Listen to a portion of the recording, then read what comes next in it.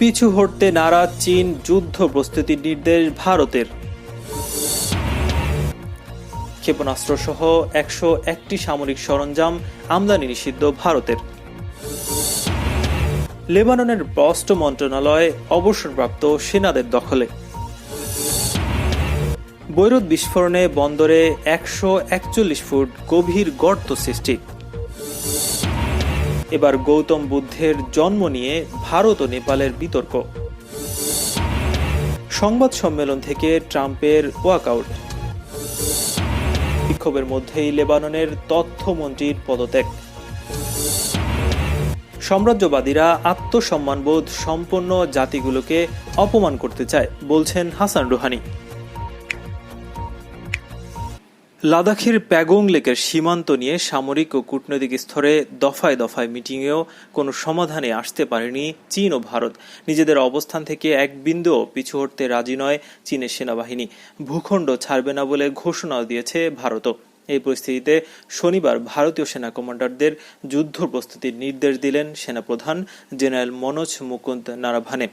ভারতের দাবি, দেবসাংয়ের ওপারে 15,000 সেনা, ট্যাঙ্ক, কামান মোতায়েন করছে চীন। চীনের পিপলস লিবারেশন আর্মির এই আচরণে ক্ষুব্ধ ভারত। সে কারণে এবার ভারতীয় সেনা কমান্ডারদের যুদ্ধের প্রস্তুতি নিয়ে রাখার নির্দেশ দেওয়া হয়েছে। পরিস্থিতি মোকাবেলায় ইতিমধ্যে পূর্ব লাদাখে প্রায় 40,000 সেনা মোতায়েন করেছে দিল্লি। ভারতের এমন শক্ত পদক্ষেপেও কাবু হচ্ছে না চীন। উল্টো সিকিম, হিমাচল, উত্তরাখণ্ড, অরুণাচলেও সেনা অবস্থান জোরদার করেছে চীন। প্রায় 3 মাস ধরে ভারত চীনের মধ্যে উত্তেজনা চলছে। প্রকৃত নিয়ন্ত্রণ রেখা পেরিয়ে ভারতীয় ভূখণ্ডে ঘাঁটি গেড়েছে চীন। বারবার তাদের সঙ্গে আলোচনা করেও এ বিষয়ে এখনো কোনো সমাধানে পৌঁছানো সম্ভব হয়নি। Galwan, hot spring, finger point fort থেকে সেনা সরালেও ভারতীয় ভূখণ্ডের প্যাগং, দেবসাংয়ে এখনো ঘাঁটি গেড়ে বসে আছে চীনা সেনারা। সে কারণেই ভারতীয় সেনাদেরকে সব ধরনের প্রস্তুতি নিয়ে রাখার নির্দেশ দিয়েছেন প্রধান জেনারেল মনোজ মুকুন্দ নারাভানে। সংবাদ সংস্থা এএনআই এর এক প্রতিবেদনে বলা হয়েছে, প্রকৃত নিয়ন্ত্রণ রেখা বরাবর পরিস্থিতি সরেজমিনে খতিয়ে দেখতে গত কয়েকদিনে সেনাপ্রধান জেনারেল মনোজ মুকুন্দ নারাভানে লাদাখ থেকে আসাম পর্যন্ত প্রতিটি এলাকায় গেছেন। সেখানে কর্তব্যরত সেনা কমান্ডারদের সঙ্গে তিনি বৈঠক করেছেন। চীনের সঙ্গে সীমান্ত এলাকার পরিস্থিতি নিয়ে কথা বলেছেন তিনি। সব ধরনের পরিস্থিতি মোকাবেলায় ভারতীয় সেনাবাহিনীকে প্রস্তুত থাকার নির্দেশ দিয়েছেন তিনি। আত্মনির্ভরশীল ভারত গঠনে প্রধানমন্ত্রীর ডাকে সাড়া দিয়েছে প্রতিরক্ষা মন্ত্রণালয়। দেশীয় প্রতিরক্ষা উৎপাদন ক্ষেত্রগুলো চাঙ্গা করতে ক্ষেপণাস্ত্র সহ 101 রকমের সামরিক সরঞ্জাম আমদানির ওপর নিষেধাজ্ঞা জারি করেছে ভারতীয় প্রতিরক্ষা মন্ত্রণালয়। এসবের তালিকায় রয়েছে কামান থেকে জাহাজ বিধ্বংসী ক্রুজ ক্ষেপণাস্ত্র ও হালকা যুদ্ধবিমান থেকে স্বয়ংক্রিয় রাইফেল। রোববার এক টুইট বার্তায় একথা জানিয়েছেন দেশটির প্রতিরক্ষা মন্ত্রী রাজনাথ সিং। 2020 সাল থেকে 2024 সালের মধ্যে পর্যায়ক্রমে এই নিষেধাজ্ঞা কার্যকর করা হবে বলে জানান তিনি। প্রতিরক্ষা মন্ত্রণালয় জানিয়েছে, এই উদ্যোগের ফলে আগামী 6-7 বছরের মধ্যে প্রায় 4 লাখ কোটি রুপি ঋণ দেওয়া হবে সংস্থাগুলোকে। রাজনাথ জানিয়েছে, প্রতিরক্ষা মন্ত্রণালয়ের যেসব সামরিক সরঞ্জামগুলো আমদানির ওপর নিষেধাজ্ঞা জারি হয়েছে তার মধ্যে রয়েছে স্থলসেনা ও বিমান বাহিনীর জন্য প্রস্তাবিত 1,30,000 কোটি টাকার উপকরণ। এছাড়া নৌবাহিনীর আনুমানিক 1,40,000 কোটি টাকার উপকরণ রয়েছে।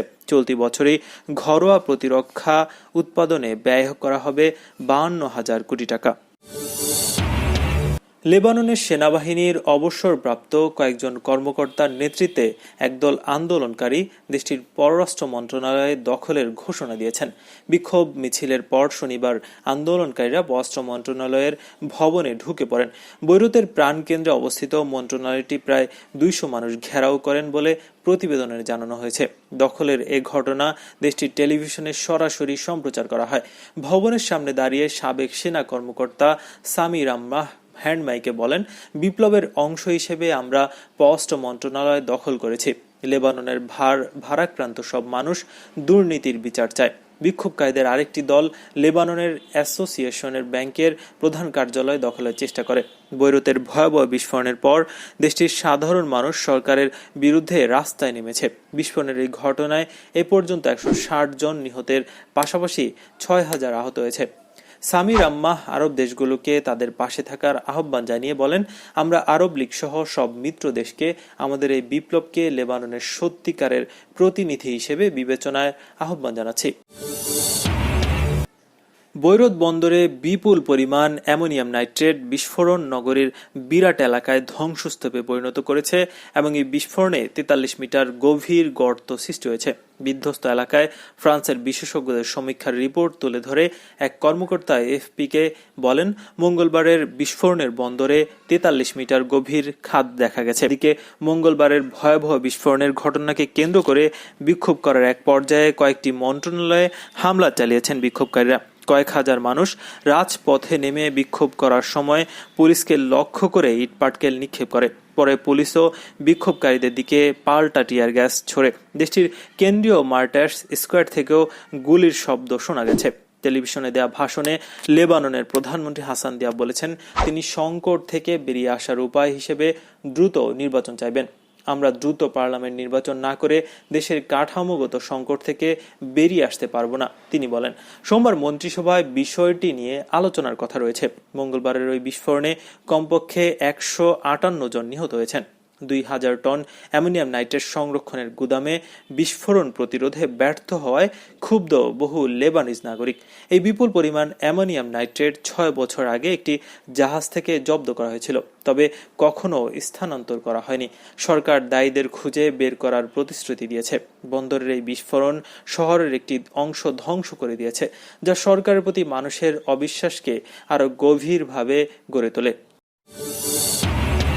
মার্কিন প্রেসিডেন্ট ডোনাল্ড ট্রাম্প শনিবার এক সংবাদ সম্মেলনে থেকে ওয়াকআউট করেছেন। এক সাংবাদিক অবসরপ্রাপ্ত সেনাদের স্বাস্থ্যসেবা নিয়ে তার দাবি ভুল বলে তুলে ধরলে সংবাদ সম্মেলনের স্থল ছেড়ে চলে যান ট্রাম্প। মার্কিন সংবাদ মাধ্যম সিএনএন খবর জানিয়েছে। নিউ জার্সিতে নিজের গলফ ক্লাবে আয়োজিত সংবাদ সম্মেলনে ট্রাম্প দাবি করেন, তিনি সাবেক সেনা সদস্যদের ভেটেরান্স চয়েস কর্মসূচি পাশ করেছেন। এই বিষয়ে তিনি আরো বলেন, দশকের পর দশক ধরে তারা এটি পাশ করানোর চেষ্টা করছেন, কিন্তু কোনো প্রেসিডেন্টই তা পাশ করতে পারেননি, আমরা তা করেছি। সিএনএন এর প্রতিবেদনে বলা হয়েছে, ট্রাম্পের এই দাবি ভুল। এর আগে অন্তত 150 বার ট্রাম্প এই দাবি করেছেন। প্রকৃত সত্য হলো, সাবেক প্রেসিডেন্ট বারাক ওবামা 2014 সালে চয়েস কর্মসূচিতে স্বাক্ষর করে সেটিকে আইনে পরিণত করেন। এটি ছিল সর্বদলীয় উদ্যোগ। 2018 সালে ট্রাম্প যে আইনে স্বাক্ষর করেছেন সেটি ছিল ভিয়া মিশন অ্যাক্ট, যাতে চয়েস কর্মসূচি যোগ্য বিবেচিত হওয়ার ক্ষেত্র বাড়ানো হয়েছে। ট্রাম্প এই সম্পূরক আইন পাশের কথা না বলে বারংবার দাবি করে আসছেন, 50 বছরের ব্যর্থতার পর তিনি ভেটেরান চয়েস আইন পাশ করেছেন। ইসলামী প্রজাতন্ত্র ইরানের সর্বোচ্চ নেতা বলেছেন, যেসব দেশ সাম্রাজ্যবাদী ও আধিপত্যকামী শক্তিগুলোর উপর নিয়ন্ত্রণ প্রতিষ্ঠা করতে চায় তাদেরকে অপমান করার জন্য এসব শক্তি আপ্রাণ চেষ্টা করে যাচ্ছে। ব্রিটিশ উপনিবেশবাদী সরকারের সঙ্গে 1919 সালে তৎকালীন ইরান সরকারের কুখ্যাত চুক্তি স্বাক্ষরের বার্ষিকীতে আয়াতুল্লাহিল উজমা খামেনি এ মন্তব্য করেছেন। তিনি বলেন, সাম্রাজ্যবাদী শক্তিগুলোর এ ধরনের একটি অপচেষ্টার প্রমাণ হচ্ছে 1919 সালের অপমানজনক ভোসক ও দৌলে চুক্তি। ব্রিটিশ সরকার এই চুক্তির মাধ্যমে ইরানি জাতিকে চরম অপমানিত করেছে এবং এদেশের জনগণের মাঝে আত্মসম্মানহীন অনুভূতি সৃষ্টি করতে চেয়েছে। 1919 সালে 9 আগস্ট ইরানের তৎকালীন প্রধানমন্ত্রী ভৌসক দৌলে তৎকালীন ব্রিটিশ পররাষ্ট্রমন্ত্রী লর্ড কার্জনের সঙ্গে একটি গুরুত্বপূর্ণ চুক্তি সই করেন। ওই চুক্তির ভিত্তিতে ইরানের সমস্ত অর্থনৈতিক ও সামরিক প্রতিষ্ঠানগুলো ব্রিটিশ সরকারের নজরদারির আওতায় চলে যায় এবং এদেশের রেল বিভাগ ব্রিটিশ সরকারের কাছে হস্তান্তর করা হয়। বলা হয়ে থাকে, এই চুক্তি সই করার জন্য ভৌসক ও দৌলে ও তার মন্ত্রিসভার 2 সদস্য লন্ডনের কাছ থেকে বিপুল পরিমাণ অর্থ উৎকোচ গ্রহণ করেছিলেন। ভারত নেপালের মধ্যে সম্প্রতি রামের জন্মস্থান নিয়ে বিতর্কের মধ্যেই গৌতম বুদ্ধের জন্মস্থানের বিষয়টি মিডিয়ায় আলোচনায় আসে।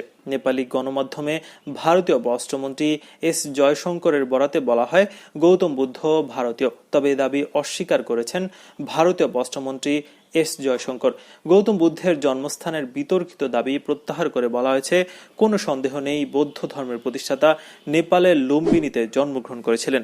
ভারতীয় সংবাদ মাধ্যম এনডিটিভি জানিয়েছে, শনিবার এক ভার্চুয়াল সেমিনারে এস জয়শঙ্কর বলেন, ভারতের নৈতিক নেতৃত্ব এবং বুদ্ধ এবং মহাত্মা গান্ধীর শিক্ষাগুলো এখনও প্রাসঙ্গিক। নেপালি গণমাধ্যমগুলোতে ভারতীয় পররাষ্ট্রমন্ত্রীকে উদ্ধৃত করে বলা হয়েছে, গৌতম বুদ্ধ ভারতীয়।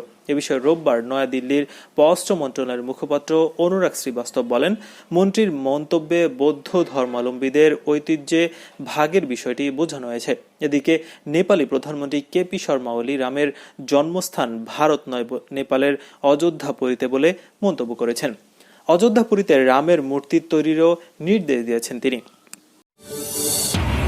বৈরুতে গত মঙ্গলবারের ভয়াবহ বিস্ফোরণের ঘটনাকে কেন্দ্র করে চলমান অচলাবস্থার মধ্যে পদত্যাগের কথা জানিয়েছেন লেবাননের তথ্যমন্ত্রী মানাল আবদেল সামাদ।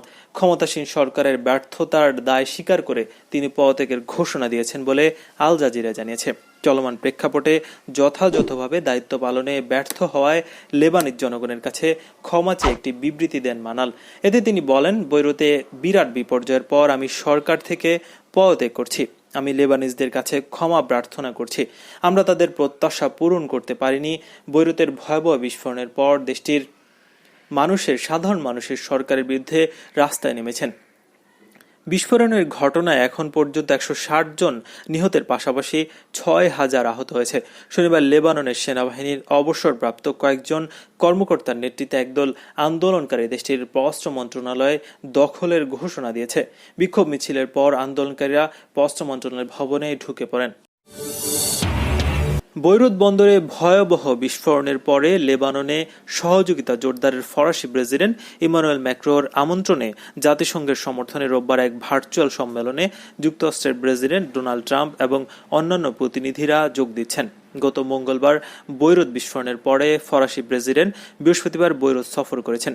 তিনি লেবানিজ নেতাদের সতর্ক করে দিয়ে বলেন, দেশের সমস্যা সমাধানে আন্তর্জাতিক সহযোগিতা আসার জন্য দেশে ব্যাপক সংস্কার প্রয়োজন ছিল।